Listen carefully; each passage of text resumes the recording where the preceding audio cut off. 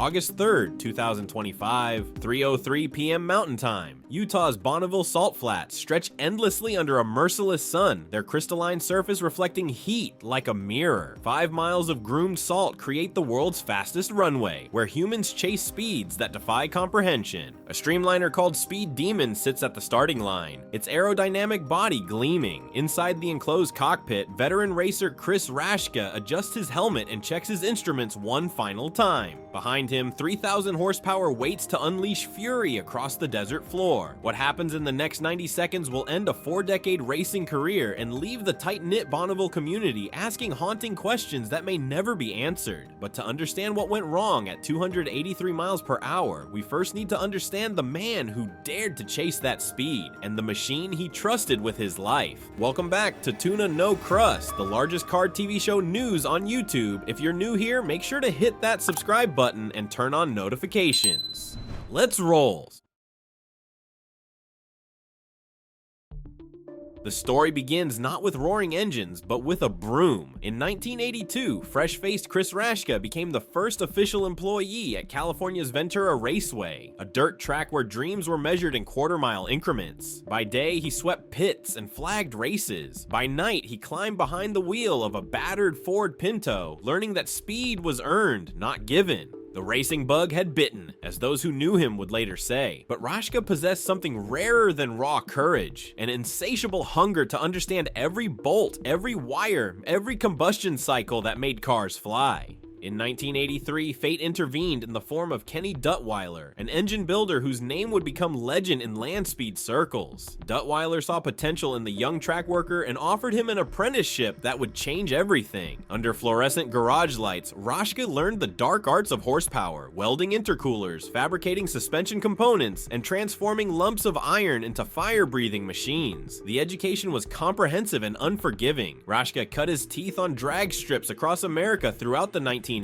wrenching on Buick engines that would later power the Speed Demon to world records. He absorbed lessons from boats, hot rods, sprint cars, becoming the rare breed who could diagnose an engine knock by ear and fabricate the part to fix it. But something else was growing in those garage sessions with Duttweiler, the foundation of a friendship that would eventually put Raschke in the cockpit of the world's fastest piston-driven vehicle. What neither man knew was that they were building more than just engines. They were constructing the pathway to Raschke's destiny on the salt.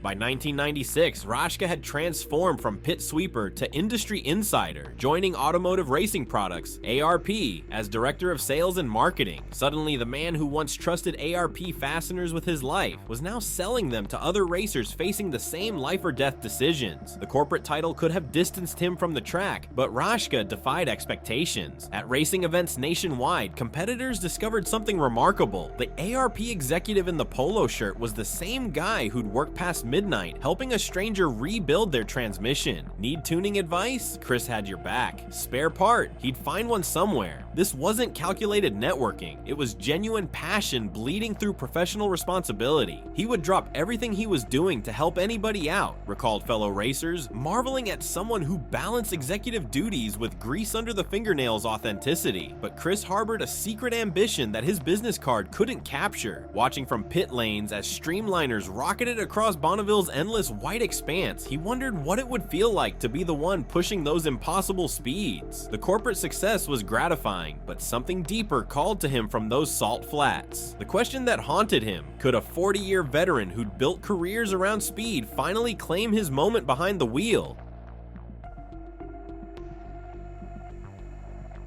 The invitation came through Steve Watt, the fabricator who'd watched Raschke's dedication for years. The Speed Demon team, George Petit's record-breaking operation, needed someone who understood both the mechanical complexity and mental demands of 400-plus mph runs. Raschke's encyclopedic knowledge and unflappable demeanor made him perfect for their crew. For 13 years, Chris became the Speed Demon's guardian angel, spending scorching Bonneville days fine-tuning the orange and white streamliner that would become the world's fastest piston-driven vehicle. Under his hands, the car achieved George Petit's historic 470 miles per hour run in 2020, a record that seemed untouchable. But Raschke wasn't content being a spectator to history. Through connections built over decades, he earned chances in other vehicles. vehicles. The legendary 369 White Goose Bar Roadster, Wayne Jessel's truck. Each run taught him the unique physics of Bonneville, where crosswinds and salt conditions could turn heroes into cautionary tales. The red hat he earned for joining the 200 mph club was just the beginning. Raschke had tasted the drug that hooks every Bonneville veteran, the addictive pursuit of just a little more speed. When George Petit offered him the Speed Demon's controls, it felt like destiny, but neither man could foresee where that generosity would lead. Raschke's transition from crew chief to pilot was seamless, proving that his mechanical mastery translated perfectly to driving skill. In qualifying runs, he clocked a staggering 391 miles per hour, instantly marking him among the world's fastest humans. By 2024, he'd pushed the Speed Demon to 446.716 miles per hour, just 23 miles per hour shy of the car's all-time record. These weren't just numbers on a timing sheet, they represented a fundamental transformation of human capability. At 440 plus miles per hour, Raschke was traveling faster than most commercial aircraft takeoff, piloting a ground-bound missile with reflexes honed over 4 decades of racing. Fellow competitors watched with mixture of admiration and concern. But success at such speeds breeds a dangerous hunger. Each run whispered the same seductive question: what about just a little faster? What would 450 feel like? How about 460? As Speed Week 2025 approached, that whisper had become a roar Raschke couldn't ignore. The Bonneville community arrived in August with typical optimism mixed with underlying tension. At 60, Chris Raschke was entering what might be his final competitive seasons. Time was becoming a factor alongside physics and horsepower. The Speed Demon team had ambitious goals for the week. Perhaps they'd reclaim their own piston record from a new challenger, or establish dominance in an untested class. Raschke felt confident behind the wheel of a machine he'd helped perfect, surrounded by a crew who trusted him completely. But Bonneville's salt surface told a different story. Experienced racers read the conditions like ancient texts: moisture content, track temperature, wind patterns. Something felt different about 2025's course, though no one could articulate exactly what. The salt conditions can change everything. Veteran timers warned, what worked yesterday might kill you tomorrow.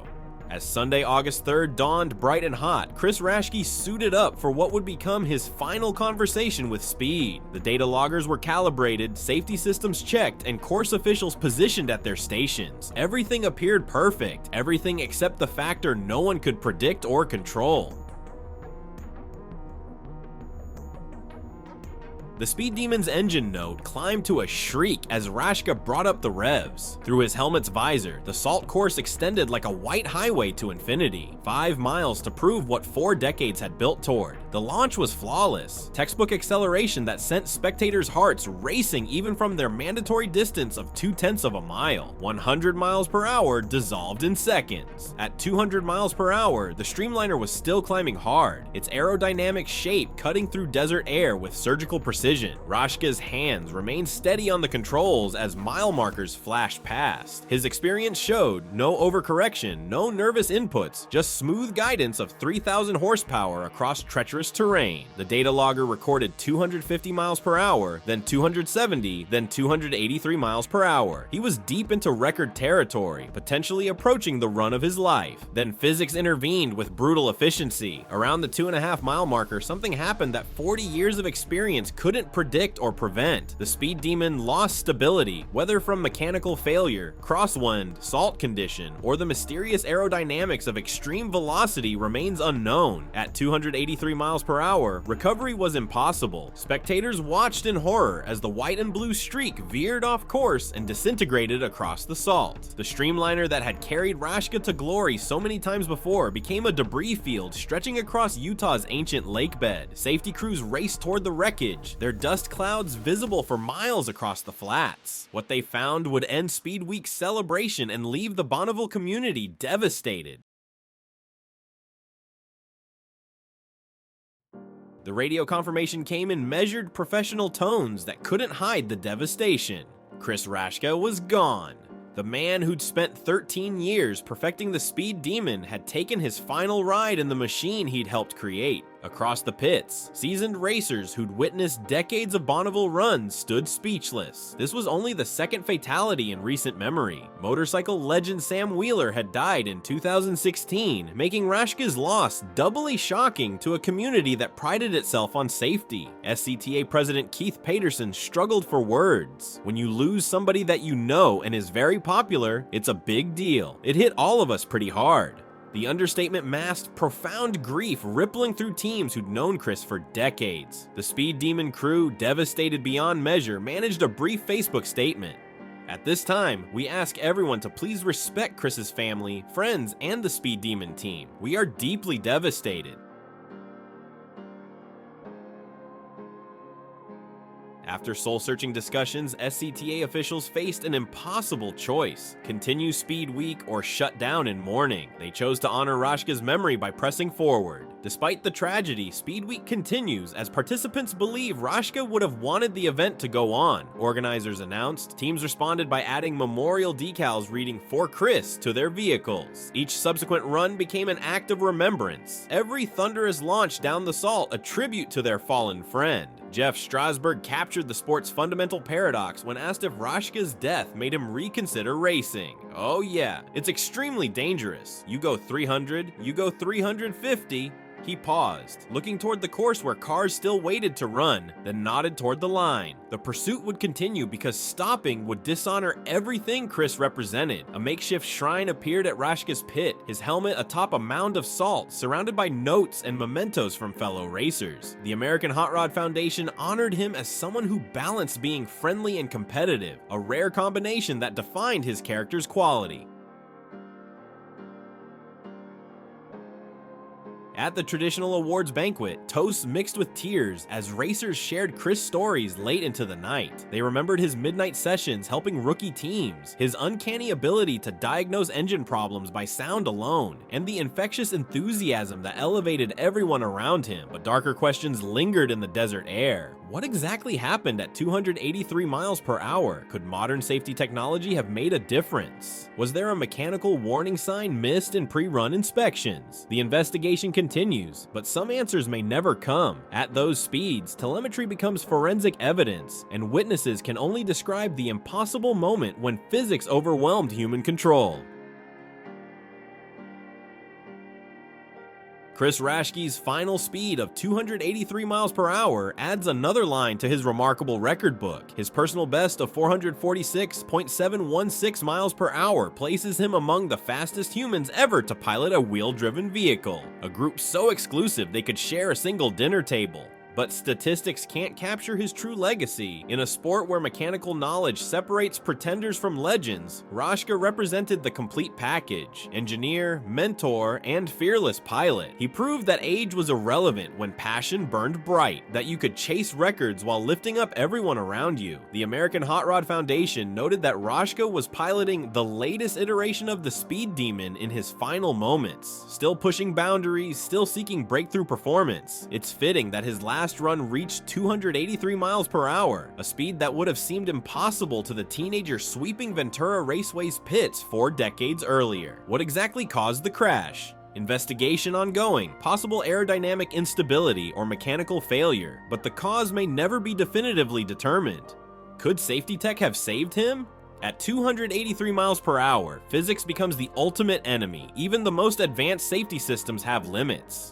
Will Speed Demon race again? Team hasn't announced plans. Many crews take breaks after losing a driver. How rare are Bonneville fatalities? Extremely. Only the second in nearly a decade, following Sam Wheeler in 2016. If you've got more thoughts on land speed racing's risks versus rewards, drop a comment below and join the conversation. Which Bonneville legend do you think pushed the limits furthest? Hit like if you believe the pursuit of speed is worth the ultimate risk, and make sure to subscribe for more deep dives into motorsport's most compelling stories. Until next time, keep chasing your dreams, but respect the danger.